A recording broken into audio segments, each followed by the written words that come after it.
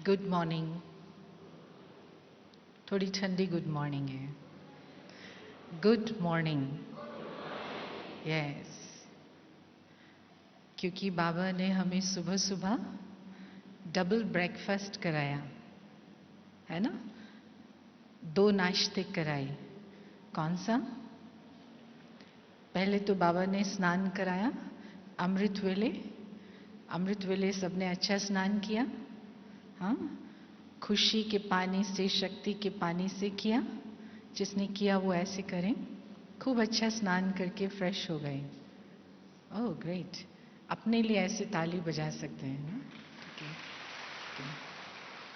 और जैसे ही हमारा स्नान पूरा होता है, बाबा ने हमको आत्मा को नाश्ता कराया, गरम गरम नाश्ता कराया और शक्तिशाली बनाने के लिए, हल्का बनाने के लिए, फरिश्ता बनाने के लिए बड़ी अच्छी डोज दी। और उसके बाद फिर अभी तक भूखा रखा, नाश्ता कराया। फिर किचन में गए, वहाँ पर एकदम से बढ़िया बाबा की याद में बना हुआ गरम गरम शरीर को नाश्ता। उसके बाद तो कैसी आवाज़ होनी चाहिए? ऐसी गुड मॉर्निंग की आवाज़ होनी चाहिए जो रशिया तक पहुँच जाए। कर सकते हैं? चलिए 1 2 3 गुड मॉर्निंग। ओह, पहुँच गई। अभी वहाँ से फ्लाइट टाइम से आ जाएगी। क्योंकि अभी जब मैं आ रही थी तो मुझे मालूम पड़ा कि वहाँ पर, क्योंकि अभी सर्दी शुरू हो गई है और सर्दी माना बर्फ़ भी पड़नी शुरू हो गई है, तो जब बर्फ़ पड़ती है, मौसम अच्छा नहीं होता, तो फ्लाइट टाइम से नहीं जाती है। तो उन्होंने कहा अगर आप क्लास में जाएंगे और वहाँ कुछ लेट होता है तो कैसे मैसेज मिलेगा? तो मैंने कहा लेट नहीं होगा, हम फ्लाइट को खींच लेंगे। तो आपकी गुड मॉर्निंग फ्लाइट को खींच लेगी। आज जिस टॉपिक के लिए मुझे निमंत्रण मिला है, ये मेरा फेवरेट टॉपिक है, क्योंकि हम सब रूहानी विद्यार्थी हैं और हमें बहुत नशा है। बहुत अच्छा लगता है कि ये हमारा जो जीवन है उसका एक एक दिन भगवान स्वयं हमें ये पढ़ाई पढ़ा रहे हैं और हम अपने को बहुत लकी समझते हैं। ऐसा है ना? तो लेकिन उस पढ़ाई के अंदर जो 4 सब्जेक्ट्स हैं, उन 4 सब्जेक्ट्स की एक एक ऐसी प्राप्ति है, वो अगर हमारे जीवन में आ जाती है तो हमको बाबा टाइटल देते हैं स्पेशलिस्ट का। पढ़ो आप कितना भी, लेकिन किसी चीज़ पर जब फोकस हो जाते हैं, अच्छी तरह से उसकी गहराई में जाते हैं, उसमें मास्टरी कर लेते हैं। अभी हमारे सामने सविता दीदी थे, तो आपने सुना कि उन्होंने MBBS किया है, तो अर्थात मास्टरी, तभी तो किसी का इलाज कर सकती हैं। तो ऐसे ही हमने ज्ञान के सब्जेक्ट में कौन सी पॉइंट की मास्टरी की है, योग के सब्जेक्ट में कौन सी पॉइंट की मास्टरी की है, धारणा की कौन सी ऐसी बात है जो मेरा नाम लेके दूसरे उदाहरण दें, जब भी उस गुण का नाम आए वो कहेंगे हाँ हमारे पास ये जो है आत्मा, उसकी ये विशेषता है। फिर सेवा में भी हम ऐसी कोई सेवा करें जिसमें हम एक्सपर्ट हों और उसके लिए हमेशा याद किया जाए। तो जब ऐसा कुछ पॉइंट की बात आती है तो हम कहते हैं फेवरेट। तो हमारा सारा जो ज्ञान है, जब हम बाबा से डायरेक्ट सुनते हैं, रोज की मुरली बाबा की सुनाई हुई मुरली है, तो निमित्त बनी हुई दादियाँ हमको सुनाती हैं और फिर हम बाबा से भी सुनते हैं। तो जब हम बाबा से सुनते हैं ज्ञान मुरली, तो सुनते तो हैं, लेकिन सुनने से ज़्यादा देखते हैं। और अगर सुनने को नहीं भी मिलता, आवाज़ नहीं भी आती, कई बार ट्रांसलेशन होती है, नहीं कनेक्शन होता, लेकिन बाबा को देखने से मन खुश होता है। अगर खाली ऑडियो सुनने को मिले, बाबा का वीडियो देखने को ना मिले, खुशी कितनी होगी? 50% हो जाएगी, है ना? और जब बाबा का वीडियो भी दिखाई दे रहा है और सुनाई भी दे रहा है तो कितनी खुशी होती है। दिखाइए कितनी खुशी होती है, इतनी होती है ना, एकदम दिल भर जाता है। क्यों? बाबा के आने से, बाबा के हमारे सामने बैठ जाने से जो दृष्टि को सुख मिलता है, तुझे देख देख कर सुख मिलता इलाही है। क्यों?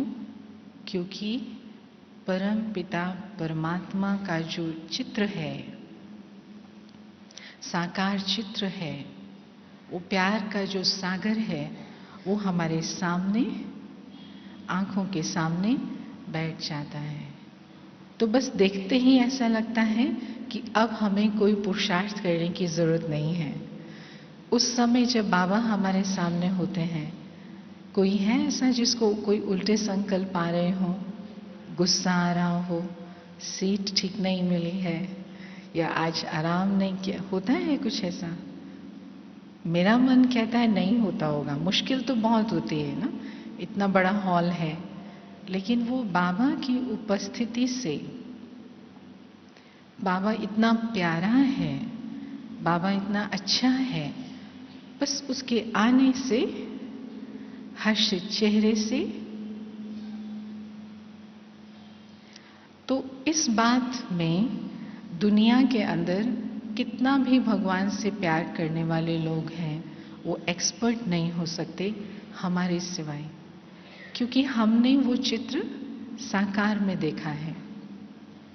अभी बाबा 3 तारीख को साकार में आएंगे और ऐसे ही कितनी बार बाबा आ चुके हैं। तो हमारा जो दिल है वो देख देख के वो जो खुशी महसूस करता है, तो हम खुद भी ऐसा चित्र बनाने में एक्सपर्ट जब होंगे, तब कहा जाएगा कि बाबा का आना सफल हुआ और बाबा से मिलना सफल हुआ। एग्री? समझते हैं? या बाबा का चित्र इतना सुंदर और हमारा चित्र, हमारे चित्र के अंदर दुख की भी लहर, कोई निराशा की भी लहर। तो रूहानी चैतन्य चित्रशाला सत्युग के आदि से लेकर के चित्र बनेगा।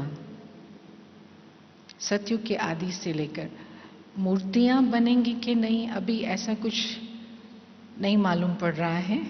चित्र तो बनेगा, क्योंकि बाबा ने कहा है कि लक्ष्मी नारायण जब गद्दी पर बैठेंगे तो उनके सिंहासन के पीछे विष्णु का चित्र होगा, क्योंकि युगल रूप में वो राज्य करते हैं, तो वो चित्र होगा। तो बहुत वैरायटी चित्र तो नहीं बनते होंगे, लेकिन कुछ चित्र बनाने का जरूर वहां पर सिस्टम होगा। फिर धीरे धीरे और ज्यादा जरूरत पड़ती है जब पूजा होती है, मूर्तियां बनाई जाती हैं। फिर आगे बढ़ते हैं तो जो हिस्ट्री का जब चलन आता है, जो कुछ भी हुआ है पास्ट में, उसको याद करते हैं, उन चीज़ों को इकट्ठा करते हैं। तो आज की डेट में द्वापर युग से शुरू होकर के हजारों प्रकार के चित्र और हजारों प्रकार के म्यूजियम हैं। इवन जो लोग मर गए, राजा लोग मर गए, उनका जो स्केलेटन है, वो स्केलेटन हड्डियां जो है, उसका भी म्यूजियम है। Can you imagine? उनकी कंकाल जो है, अब इतना डरावना म्यूजियम को देखने जाने के लिए मन करेगा, लेकिन बहुत लाइन लगती है, बहुत हाई प्राइस होता है। कुछ ऐसे म्यूजियम हैं जहां पर वो पुरानी चीजों को रखते हैं, कुछ ऐसे म्यूजियम हैं जहां पर सिर्फ चेहरे की तस्वीरें होती हैं, दुनिया भर के अच्छे से अच्छे चेहरे होते हैं। लंदन साइड में एक ऐसा म्यूजियम है जिसको मैडम तुसार्स म्यूजियम कहते हैं। दुनिया के वो लोग जिनके लिए पूरा विश्व वोटिंग करे, अर्थात सहमति दे कि हाँ ये बहुत अच्छे हैं, हमें इनसे प्यार है, उनकी तस्वीर, एक बहुत बड़ा प्रोसेस होता है, लाखों लोगों से उसकी सहमति ली जाती है, उनकी इच्छा को पूछा जाता है, तब जाकर के वहाँ पर वो मूर्ति लगती है। लेकिन क्या ये दुनिया भर के जो म्यूजियम हैं, अच्छे से अच्छे चित्रकार हैं, एक एक चित्र जो है वो करोड़ों रुपए का बिकता है, क्या उन चित्रों को, बड़े ध्यान से सुनने वाली बात है, क्या उन चित्रों को भगवान धरती पर आके एक भी बार देखते हैं? दुनिया के किसी भी म्यूजियम के किसी भी एक चित्र को, बड़े से बड़े चित्रकार को देखिए, क्या भगवान आकर के उस चित्र को देखते हैं? नहीं। किसको देखते हैं? किसको देखते हैं? चैतन्य रूहानी चित्रशाला।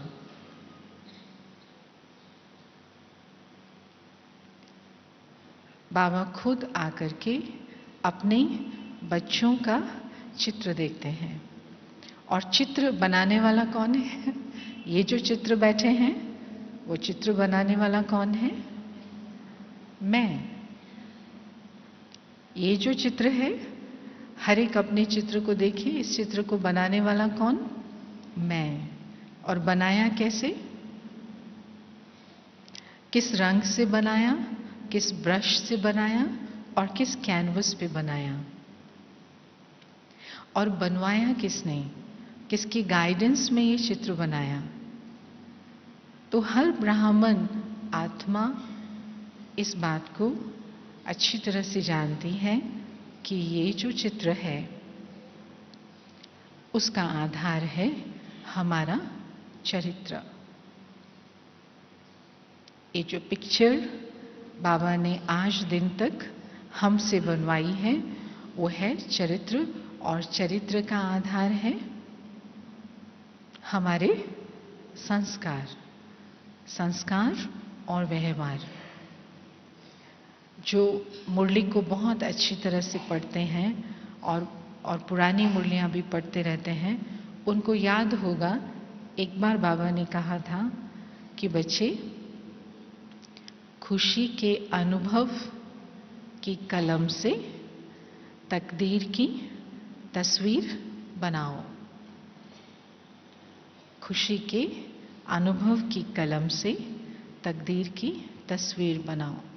मतलब ये तो फाइनल है कि ये जो चित्र रूहानी चैतन्य चित्र है, जिसको भगवान खुद देखने आते हैं, उसका जो ब्रश है, ब्रश जो है वो खुशी से बना हुआ होना चाहिए। खुशी का ब्रश,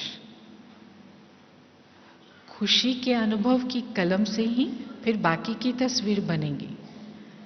अगर कलम ही नहीं है, कोई भी कलम उठा करके शुरू भी नहीं कर सकते। तो अभी बाबा आ रहे हैं, कुछ ही दिन बाकी रह गए हैं और चित्रशाला में हम पहुंच गए हैं, है ना? चित्र पहुंच गए हैं और है भी ये दिवाली का मिलन। तो चित्र को बाबा के सामने सजाने से पहले, बाबा तो VVIP है ना, तो सजाने से पहले एक बार हमको सब अच्छी तरह से रीचेकिंग करनी है। देखना है कि क्या मेरा चित्र इस चित्रशाला में लगने के लिए तैयार है। जिसको कहते हैं ना, दिवाली से पहले सफाई भी करो तो पुताई भी करो। पुताई क्यों करते हैं? पुताई क्यों करते हैं? साल में एक बार, जिससे कि सारी जो गंदगी है, कीटाणु हैं, वो मर जाएं। और इस रूहानी चैतन्य चित्र की पुताई कैसे होगी? पोतामेल देखने से। पोतामेल पुताई है। तो जो सारे साल का मेरा पोतामेल था, आज मैं बाबा के सामने आने वाली हूँ, लेकिन इस चित्र के अंदर सब कर्म इंद्रियों को, चेहरे को किस प्रकार से मैंने हर कमजोरी से, हर अवगुण से दूर रखा वो पोता मिल। अगर किसी कमजोरी के कारण ये जो चित्र है थोड़ा स्पॉटेड हो गया है, कहीं ना कहीं कोई दाग पड़ गया है, तो उसको क्लीन करना है।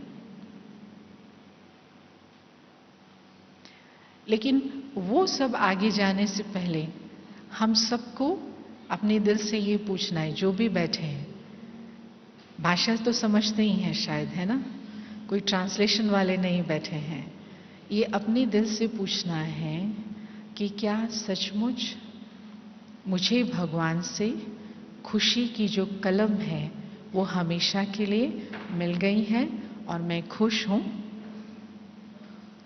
अभी अभी संतुष्टता की क्लास सुनी, तो क्या मैं इतना खुश हूं कि कभी कभी मेरी खुशी जो है कम होती है। अभी आप मुझे तो नहीं इतना देख पा रहे हैं सामने, लेकिन आप एक दो को देख सकते हैं।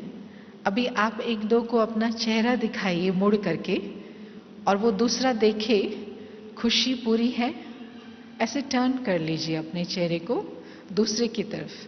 आप इस, हाँ, हर कोई एक दूसरे की तरफ, अपने पार्टनर की तरफ, स्क्रीन में नहीं देखिए, स्क्रीन में नहीं, चैतन्य पार्टनर जो हैं, हाँ देखिए, लग रहा है खुशी का चेहरा है सबका। आप जब सामने देख रहे थे ऐसे करके तो थोड़ा कम मुस्कुरा रहे थे क्योंकि मैं ही तो देख रही थी आपको।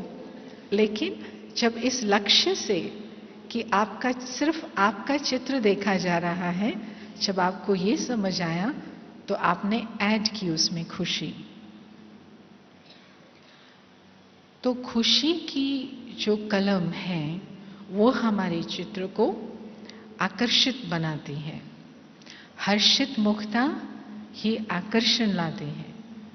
कितना मैग्नेट पुल है बाबा के चेहरे में, है कि नहीं है?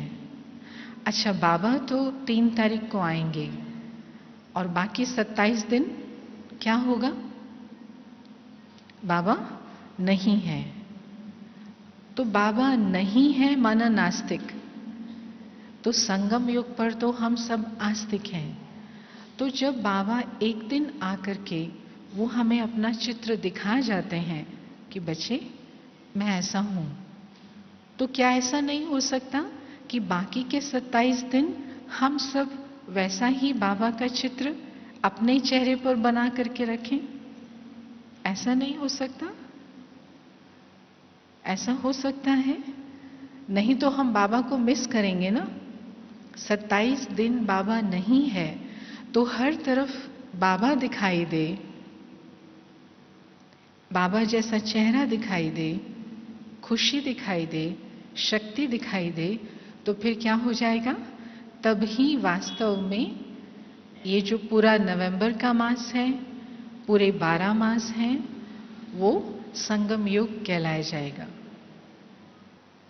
तो ये जो सभा है, रूहानी चैतन्य जो चित्र है, ऐसे भी दुनिया में चित्रशाला है, म्यूजियम है, जहां पर लिखा होता है म्यूजियम कम शॉप।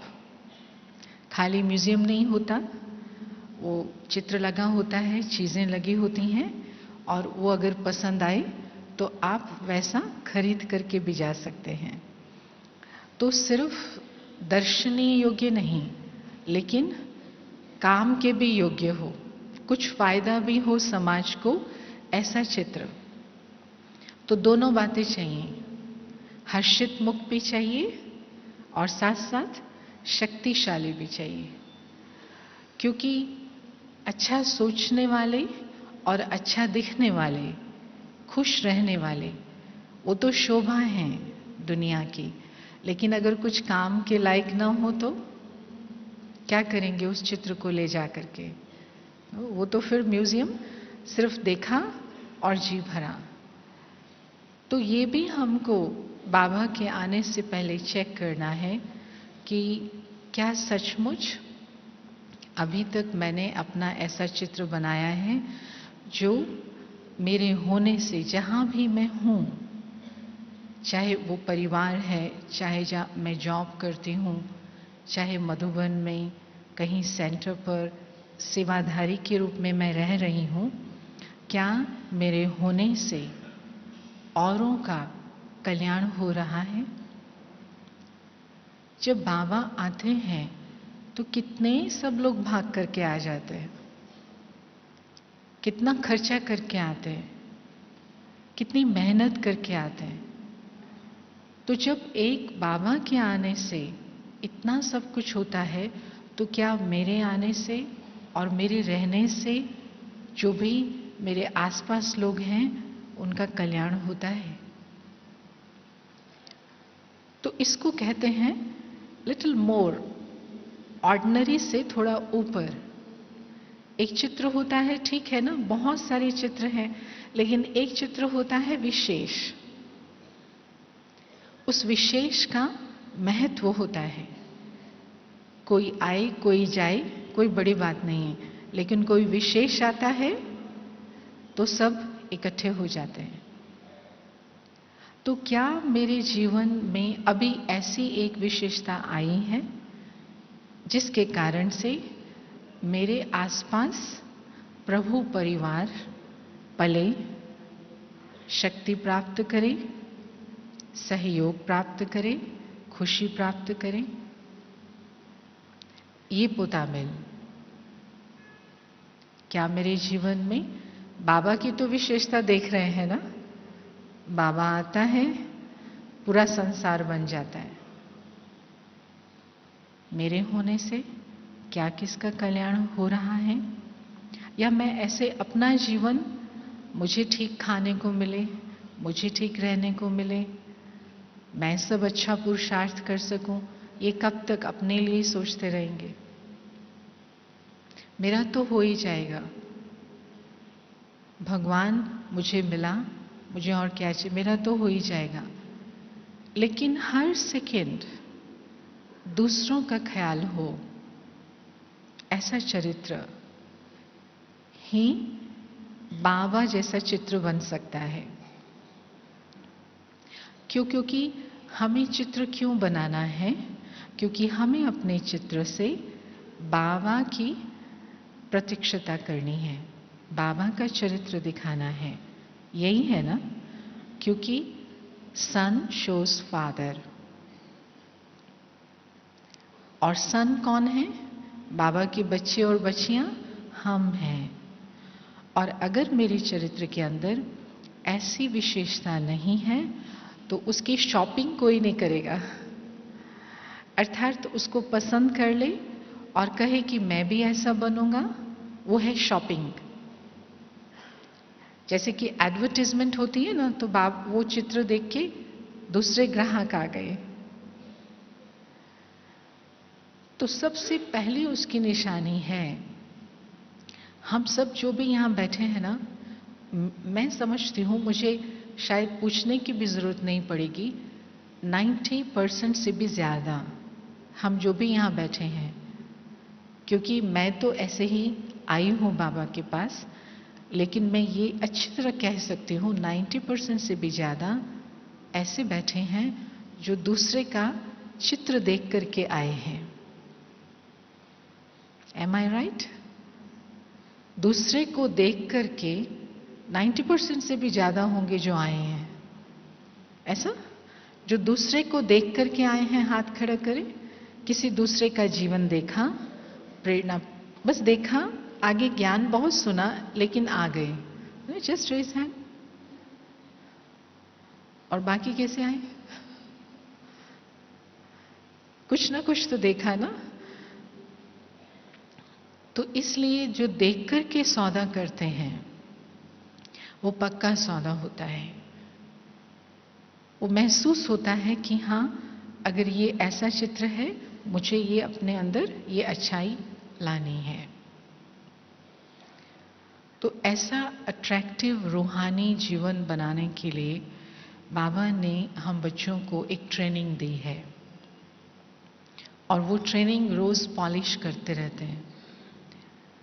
कि एक संस्कार है या एक कमी है, उसको टच नहीं करो तो आपका जो चित्र है वो बहुत अट्रैक्टिव बन जाएगा। वो कौन सी है? वो आदत है प्रभावित होने की और प्रभावित करने की। दूसरों को प्रभावित करना या दूसरों के प्रभाव में आ जाना। प्रेरणा और प्रभाव में अंतर होता है। जब हम बहुत अच्छा जीवन जीते हैं और स्टेबल अपने गुणों में रहते हैं तो ज़रूर दूसरों को प्रेरणा मिलती है वो करने के लिए। लेकिन जब हम दूसरों को अट्रैक्ट करने की कोशिश करते हैं, प्रभावित करने की कोशिश करते हैं या दूसरों पर प्रभावित हो जाते हैं, खुद को नहीं बनाते हैं, तो हमारा चित्र हर्षित नहीं हो सकता, अट्रैक्टिव नहीं हो सकता।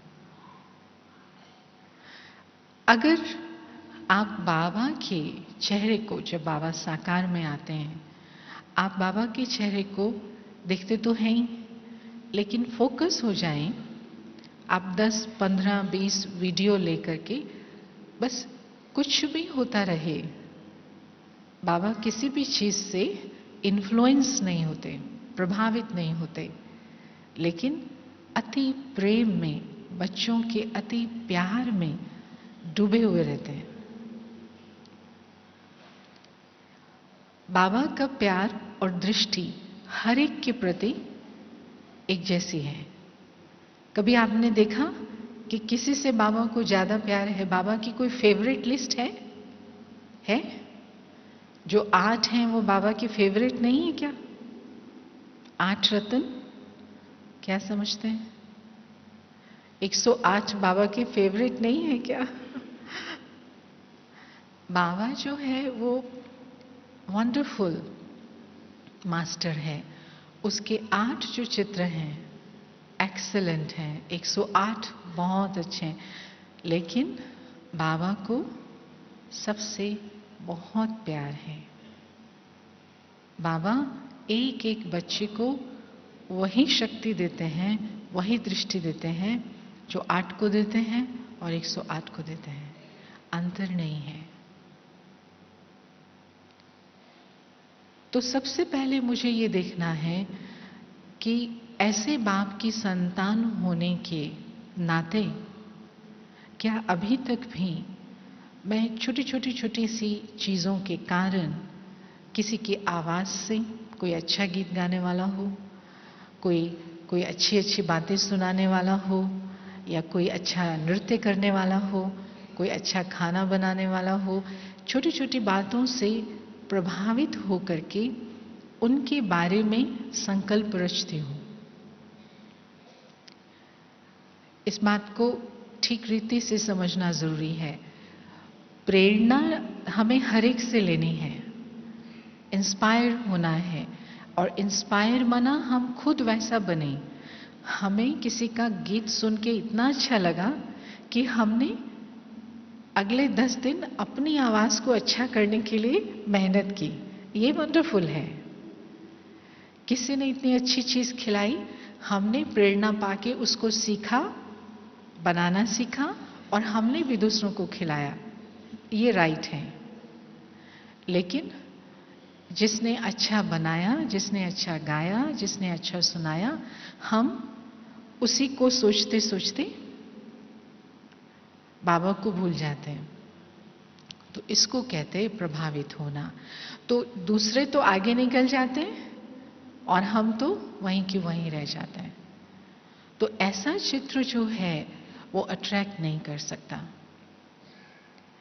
तो अब जो 3 तारीख की दिवाली तक जो मुझे अपना चित्र बनाना है, एक बहुत सूक्ष्म एग्रीमेंट अपने से करना है। कोई कैसा भी हो, बहुत अच्छा है। हमारा परिवार का, ब्राह्मण परिवार का, विश्व का एक एक मेंबर अच्छे से अच्छा है और हमें बहुत खुशी है।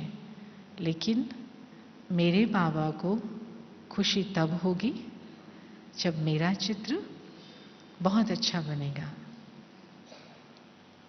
हम सब इस म्यूजियम के विजिटर नहीं हैं, हम सब इस म्यूजियम के चित्र है। चित्र स्वयं में संपूर्ण होता है। चित्र दूसरे को नहीं देखता, विजिटर देखते हैं।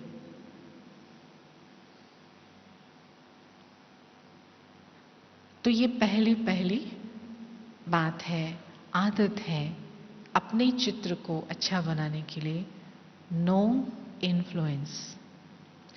क्योंकि अगर अच्छे से प्रभावित होने की, ये मीठी आदत है बहुत स्वीट होती है ना कोई चीज, उसको छोड़ना मुश्किल होता है। अगर ये आदत होगी तो इसके साथ साथ फिर बुरे से भी प्रभावित जल्दी हो जाएंगे। कोई अच्छे हैं तो भी सोचते हैं, कोई बुरे हैं तो भी सोचते हैं। तो ना तो प्रभावित होना है और ना किसी को अपने ऊपर प्रभावित करना है। हम ये नहीं कह सकते कि हम क्या करें दूसरे प्रभावित हो जाते हैं, नहीं। अगर हमारी स्मृति में हमेशा वो बनाने वाला, अगर बाबा हमको ये ज्ञान ना देते, अगर बाबा हमको ये समझ ना देते, तो क्या आज हमारा जीवन ऐसा होता? कोई एक भी ऐसा हो जो कहे नहीं, आई एम ओके बाबा के ज्ञान के बिना? नहीं। तो बनाने वाले ने मुझे ऐसा बनाया है ना, कहते हैं ना, जिसकी रचना इतनी सुंदर तो वो कितना सुंदर होगा। तो इतना बाबा का प्यार हो कि वो आपको देख करके बाप पर प्रभावित हो जाए, वो है बाबा को दिवाली की गिफ्ट देना। देंगे? हाँ, देंगे ऐसी गिफ्ट? वो बाहर नहीं मिलती है वो तो हमें यहाँ ही बनानी पड़ेगी। ऐसा अच्छा चित्र बने, ऐसी मीठी बाबा की याद हो, प्रेम हो, जो बाबा से प्रभावित हो जाए सब। ये गिफ्ट बाबा को देनी है। दूसरी बात कि कोई भी फरिश्तों के जो चित्र हैं, देवियों के जो चित्र हैं, पूरे वर्ल्ड के अंदर आजकल तो एक प्रोफेशन हो गया है, बिजनेस हो गया है, हजारों प्रकार के फरिश्ते बनाते हैं। तो ये सब जो उनके चित्र हैं, इमेजेस हैं, कोई भी चित्र डराने वाला नहीं होता है ना? ऐसा लगता है कि वो अपना है। कोई भी देवी का चित्र होगा, फरिश्ते का चित्र होगा, वो ऐसा नहीं लगे कि ये तो फॉरेनर देवी है, ये तो मेरी देवी नहीं है, ये मेरा, ऐसा लगता है ये मेरा फरिश्ता है ना। तभी तो आप खरीद के ले आते हैं। हाँ, वो तो पैसे के हिसाब से कोई महंगा फरिश्ता होता है, कोई सस्ता फरिश्ता होता है, लेकिन फरिश्ता अपना लगता है। तो अगर दूसरा जो ये संस्कार है, आदत है, डरना और डराना,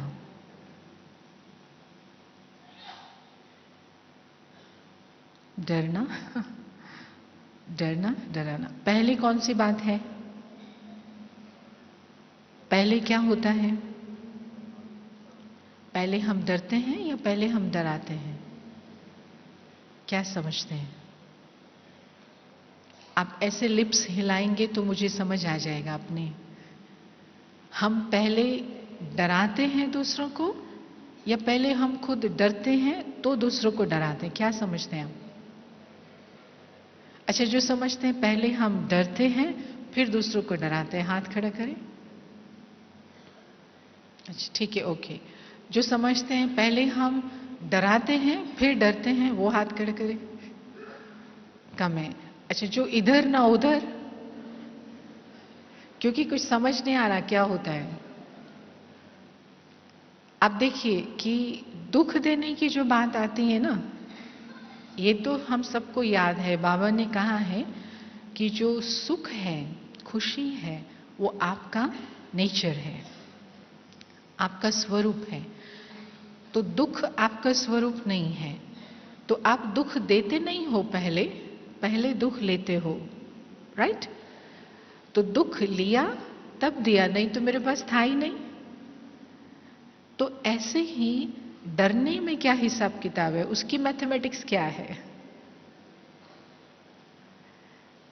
हम डरते नहीं हैं। हमारा जो वास्तविक स्वरूप है वो है निर्भय, अर्थात निश्चिंत। चिंता और भय हमारे स्वरूप में नहीं है। लेकिन हम अपने को जब देह समझते हैं ना, ये देह है, अब देह तो पता है एक दिन जानी है, तो जैसे ही देह समझा और ये मुझे जाती हुई दिखाई दे रही है, तो क्या हो गया? डर आ गया। तो हम डरे तो डराया। देह भान में निर्भय हो ही नहीं सकते, क्योंकि दुनिया में एक ही चीज है जो फाइनल है, बाकी सब चीजों का कुछ फाइनल नहीं है। वो ये है कि मृत्यु तो होनी ही है, और इतनी फाइनल चीज को भी हम भूल जाते हैं। आज सुबह से लेकर के 12 बजे तक कितनों को याद था कि एक दिन मैं यहां से चली जाऊंगी? कितनों को याद था कि एक दिन मुझे जाना है? एक भी नहीं है ना। अभी 7008 कितने भी बैठे हैं। कितनी फाइनल चीज है कि हमको एक दिन दुनिया से चले जाना है, और हम भूल जाते हैं। क्यों? क्योंकि हम अपने को देह समझ करके परमानेंट समझते हैं, हम ये सब ऐसे ही चलेगा। तो डर माना जो चीज जाने वाली है उसको पकड़ करके, उसको आधार बना करके हमेशा के लिए अपने पास रखने का मिथ्या प्रयास, फॉल्स एफर्ट। जो चीज जाने वाली है आप उसको रोक नहीं सकते, पैसे से भी नहीं रोक सकते, ना बल से ना छल से। आप यमराज को छल सकते हैं कि आप थोड़े समय के बाद आ जाना? छल सकते हैं? नहीं। बाइबल में एक बहुत अच्छी कहानी है, हम हमेशा स्कूल में वो बचपन में सुनाया करते थे कि कोई राजा था, वो इतने 100 साल जिया और उसको बहुत सब कुछ मिला। तो जब उसको लेने के लिए यमदूत आया तो उसने कहा कि कोई उपाय है कि मैं ना जाऊं? मैं कहानी नहीं सुनाऊंगी, बहुत अच्छी कहानी है, किसको पर्सनल सुननी हो तो पीछे आके पूछ लेना। कहने का मतलब यह है कि मृत्यु परमानेंट है। तो डर जब पहले मेरे में होता है कोई ना कोई चीज जाने का, तो हम दूसरों को डराते हैं। और डराते किस रूप से हैं? गुस्सा करके, आवेश में आकर के। तो अगर हमारे संस्कारों के अंदर, चरित्र के अंदर में गुस्सा है, आवेश है, तो हमारे नजदीक भी कोई नहीं आएगा। सब इधर उधर से रास्ता काट के चले जाएंगे। आप सामने जाएंगे, वो पीछे बैक करके चले जाएंगे। लेकिन अगर हमारे चित्र के अंदर प्रेम है, आनंद है, शांति है, शक्ति है, बाबा का चित्र में, बाबा के स्वरूप में कितना प्रेम है। अभी हम सब लोग अच्छी तरह से जानते हैं कि 3 तारीख को कौन आ रहा है। कौन आ रहा है? बोलिए। नो, मेरा बाबा आ रहा है। बाबा आ रहा नहीं, मेरा बाबा आ रहा है। चाहे मुझे बाबा के सामने यहां आने का ड्रामा में बात नहीं भी है, लेकिन हर कोई समझता है मेरा बाबा आ रहा है। कोई ये समझ रहा है कि किसी दूसरे का बाबा आ रहा है? क्यों? क्योंकि बाबा का चित्र जो है वो प्रेम से बना हुआ है। तो ये भी हमको चेकिंग करनी है दिवाली तक, बाबा के आने तक। क्या मैं जहां भी हूं, जिस स्थान पर हूं, जिस शहर में हूं, जिस देश में हूं, क्या सब लोग मुझे अपना समझते हैं?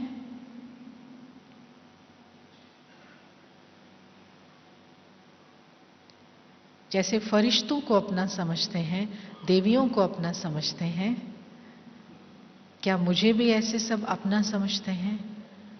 और वो तब होगा जब मैं सबको प्रभु की संतान माना, अपना भाई बहन, अपना परिवार बहुत पक्का समझ करके। और परिवार माना, बाबा ने कहा ना 5 अंगुलियां, परिवार में सब एक जैसे नहीं होते हैं। तो कोई कैसा भी हो, जब बाबा को अपना परिवार पसंद है तो मैं कैसे नापसंद कर सकती हूं?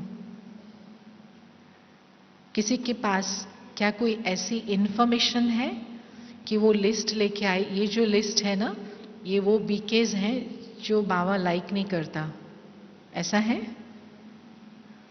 होगी तो सही शायद कहीं ना कहीं।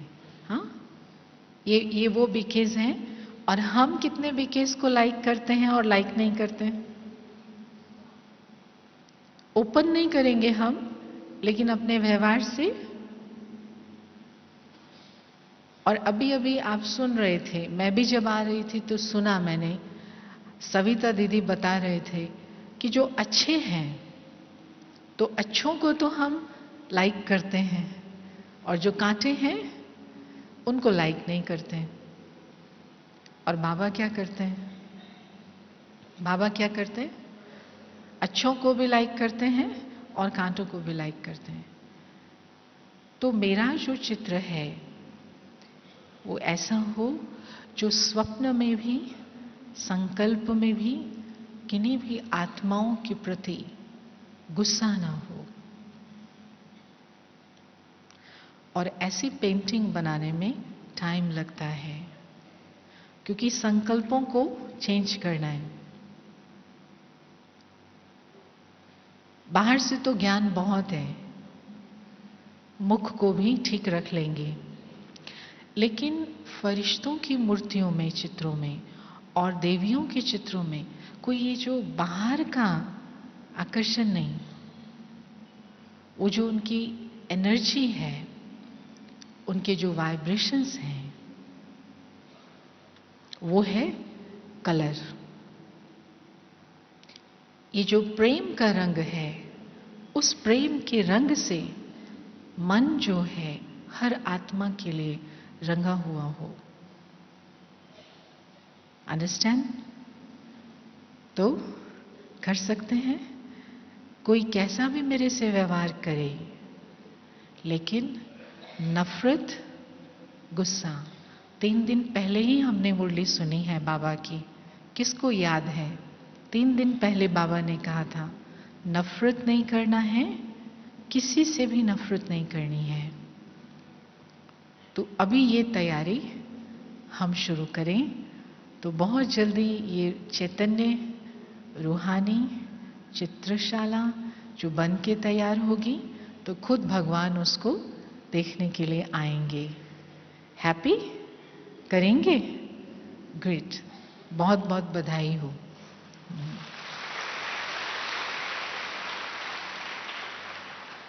तो भी ऐसी मीठी बाबा की याद में बैठें, एकदम सीधे होकर के, और पहले से ये मर्ज करें कि मैं अपने मीठे बाबा की बहुत ही मीठी, विशेष और अविनाशी संतान हूं।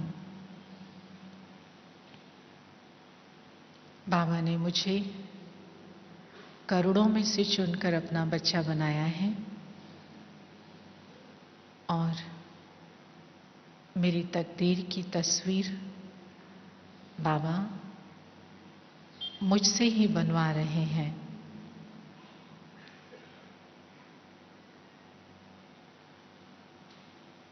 वो चित्रकार स्वयं को मेरे सामने प्रत्यक्ष करके मुझे अति पवित्र, आकर्षित और हर्षित मुख वाला चित्र बनाने की प्रेरणा दे रहे हैं।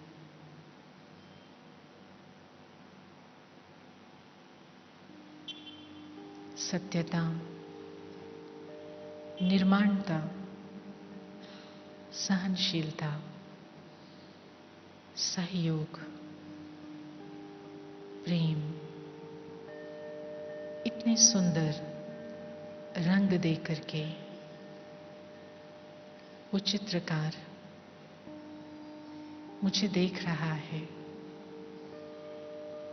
कि कैसे इन सब रंगों से और उसके संग से मेरी तकदीर की तस्वीर बनती जा रही है।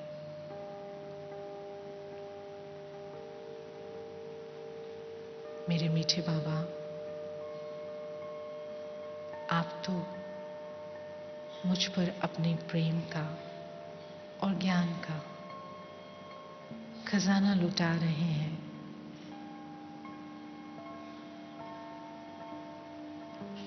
मेरे हाथ को अपने हाथ में लेकर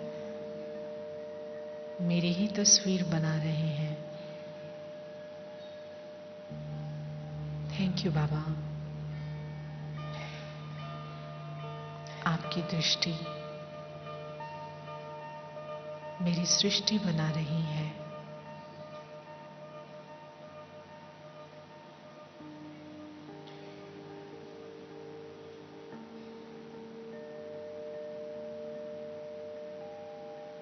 मुझे इस चित्र द्वारा आपके खोए हुए बच्चों को आपके नजदीक लाना है। इस चित्र द्वारा आपकी प्रत्यक्षता करनी है।